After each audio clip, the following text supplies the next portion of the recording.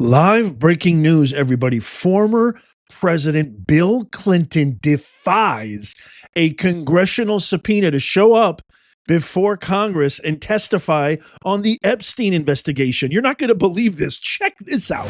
Good morning. This is a deposition of former President William J. Clinton conducted by the House Committee on Oversight and Government Reform.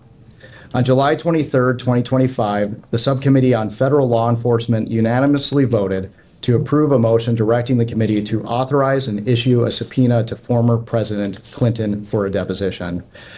I'm going to note for the record that former President Clinton is not present. So that was actually yesterday. Today, Hillary Clinton, his wife, former Secretary of State, defied her subpoena to show up in front of a congressional hearing. Check this out. Well, here we are again. I don't think it's any secret. Former Secretary of State Hillary Clinton joined her husband in defying a bipartisan lawful congressional subpoena to show up today. I think what's most disappointing to the Oversight Committee is the fact that we have, in good faith, negotiated with the Clintons' attorneys for 5 months. Throughout the past 5 months, they've implied to us they were trying to make a date work. In fact, the last date we had, they notified us 3 days beforehand, said that they would love to come, but they have a funeral to attend. And we have bent over backwards to try to schedule the Clinton. No, I'm still talking. I'm still talking. Go ahead. Hey, get him out of here. You're not even a reporter. Get out of here. So here's the situation. We're going to hold both Clintons in criminal contempt of Congress. We believe that because this subpoena was issued in a bipartisan fashion, the Democrats acted the day that the subpoenas were voted on in the subcommittee like they wanted the Clintons to come because they at that time, if you go back, they were wanting me to subpoena the estate, which I did. We subpoenaed the estate and got all the documents, everything. That was what the victims asked. That's what the Democrats asked. I think that's what the American people wanted. We subpoenaed the state, got 100% of the documents. I have subpoenaed the Department of Justice and Pam Bondi for the documents, which they are producing. Now, we don't like the speed. We all wish the documents would come in quicker, but we've gotten tens of thousands of pages of documents from the Department of Justice. And remember, they made a big document drop, and the Democrats cried foul because they said they didn't... demanded redactions. Right, they wanted more redactions. So they're double and triple checking this. And the Department of Justice is complying with our lawful subpoena. The estate complied with our lawful subpoena. Bill Barr, Alex Acosta came in and were deposed because of our lawful subpoena. This same lawful subpoena was issued to the Clintons, and they've defied it. And you know, Bill Clinton's trying to play the victim card here. Only Bill Clinton could try to triangulate something that's happened, a terrible atrocity to these survivors that have had to endure who knows what from Epstein and Maxwell. And their associates. So we're trying to get answers from the American people. We're serious about it. Once again, not a single Democrat showed up. You know how many depositions we've done? There's always a Democrat here. The former President of the United States, former Secretary of State, neither one of them, not a single Democrat here. So I think the questions that should be asked to the Democrats on the committee are do you still support hearing from the Clintons? The Clintons actually issued a letter to really America and the Oversight Committee. They posted this on X late last night. And it is, to me, it reeks of evasion. It reeks of fear, trepidation, and anxiety. I just want to read for you a little bit of the first page because it absolutely has nothing to do. This should tell you everything, exposes everything about these hypocrites. And then stick around because Senator Tim Burchett has something that he posted which is so damning. It is so consequential. And to me, it's the crux of everything. But first, I just wanted to read to you. Maybe I'm reading too much into it. I'd love to get your comments down below. This is the actual official letter. You can see the official letterhead, William Jefferson Clinton, Hillary Rodham Clinton. And it starts out like this. And it's really kind of, I'm just going to read for you a little bit of this. If you want to read the entire, it's 4 or 5 pages long, but it's pretty much the same thing over and over again. It's denial, accusation. But I think this is really telling. The first couple of paragraphs says it all. Chairman Comer, we want to take a moment, given everything, to address you directly. This past year has seen our government engage in unprecedented acts, including against our own citizens. People have been seized by masked federal agents from their homes, their workplaces, and the streets of their communities. Students and scientists with visas permitting them to study and work here have been deported without due process. The people who laid siege to the U.S. Capitol have been pardoned and called heroes.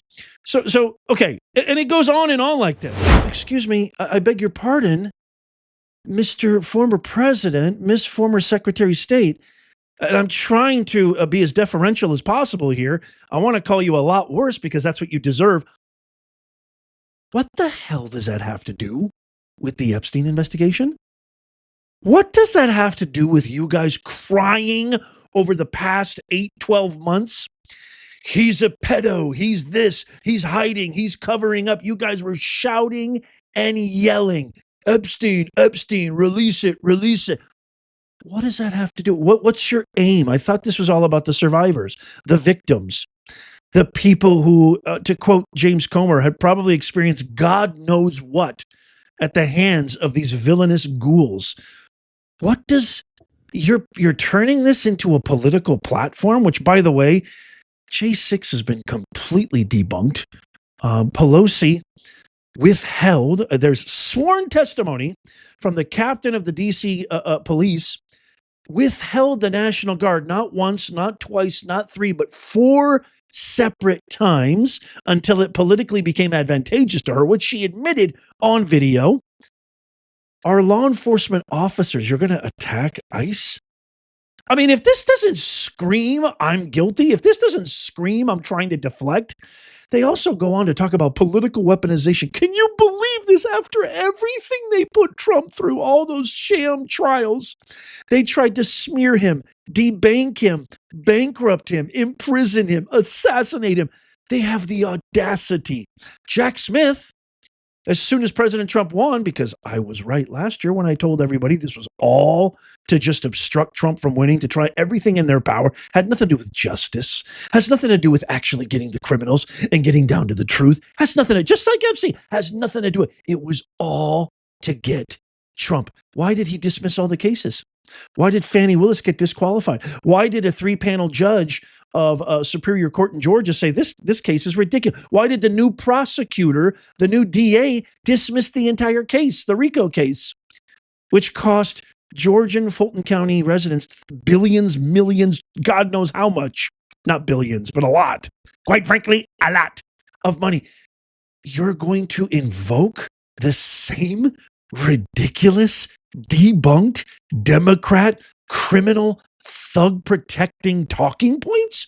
Are you effing kidding me? If the whole point was the truth, which we know it wasn't, if the whole point was to be there for the victims, we're standing with survivors. We're standing with the victims. The American people want the truth. What are you so afraid of, Bill? What are you so afraid of, Hillary? Why not testify? Why defy a congressional subpoena, which is a crime, by the way? Being held in criminal contempt is a crime. And by the way, Peter Navarro defied, so did Steve Bannon. Guess what happened to them? They spent time behind bars. So if you have nothing to be afraid of, if this is all about the truth, why wouldn't you just testify and tell them everything that you know? Why would you risk facing federal charges and, dare I say, some prison time? Could it be that you actually do believe you're above the law? Here's the big one right here. Probably my new MVP in Congress right now, Tim Burchett. Listen carefully to what he says he brought up to the media. The double standard. Remember, the Democrats were like, no one's above the law. Tish James, no one's above the law. Crockett and all the rest of the ridiculous Hippocrats. Nobody's above the law. Listen to what Tim Burchett says right here. I brought up the fact that Navarro and Banyan spent time behind jail, and then watch and listen very carefully to what the media's response was. This says it all. Hey everybody, Tim Burchett just left they're trying to, they subpoenaed Bill and Hillary Clinton on the Epstein situation. Of course, they no-showed. My buddy Steve Bannon and Peter Navarro didn't show up, and they got sent to prison. That's a double standard. And I'll tell you, the bigger double standard is when I mentioned that in the press conference. I wish we'd had it on film, but the press just put their cameras down immediately when I said that. I looked across the front row, 3 or 4 of them right like that. These cards are very much stacked against us and justice. And the Clintons, of course, they thumb their nose at justice because they're allowed to. They've been allowed to since they were in Arkansas, and they're going to continue to do it. And it's really a shame that that's the pinnacle of success for the Democrat Party, really, is that bunch. But that's what we're dealing with. And of course, they had a paid agitator out there yelling at us during this thing and during the press conference, and just pathetic, really. But that's where the left is right now. Thank y'all for sending me here. Press turned their cameras down and probably off. Do you see what we're dealing with, fellow Americans? I know a lot of you guys are watching from Australia to the UK. My goodness, what Keir Starmer is doing to the UK, this ridiculous Orwellian nightmare that America's probably headed toward if we lose the midterms. If the Democrats regain any semblance of power, it's all over for us. I mean, it is all over. I've talked about this many, many times. But my fellow Americans, and those of you around the world, you have to really tattoo this in your consciousness, because this is a fact. This is not conspiracy. You have so-called Democrat leaders who say they care about America, telling the entire world, I mean, this Fry guy, within seconds of this tragic incident where this leftist deranged lunatic tried to run over a police officer, just doing their job, carrying out the will of the people, literally just doing his duty, which was handed down to him by the elected officials who we voted for.